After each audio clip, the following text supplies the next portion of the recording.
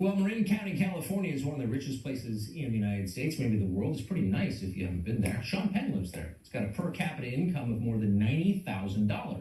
It's also one of the most liberal enclaves you'll ever find. 77% of its residents voted for Hillary last fall. With all that money and all those progressive values, you'd think that people in Marin would be willing to implement liberal policies. And most of the time they are, as long as those policies don't inconvenience them personally. Consider affordable housing and residential diversity. Those are two cornerstones of progressive dogma, as you know. In California, subsidized housing is required everywhere, but Marin doesn't want it.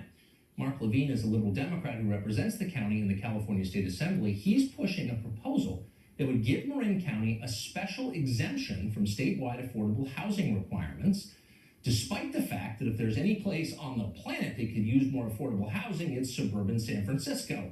Marin could probably also use a little of that diversity thing they're always talking about.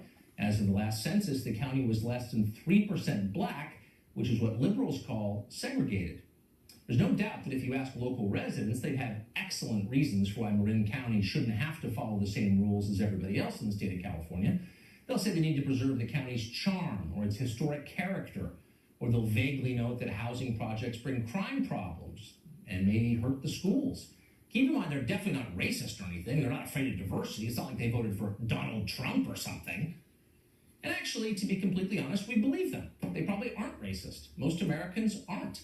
But when you vote for the policies of enforced diversity for everyone else, when you tell the rest of America they're bigots for not wanting a housing project next door or Somali refugees flooding into their kids' schools, you probably ought to follow the same rules yourself. But of course they don't, because they never do.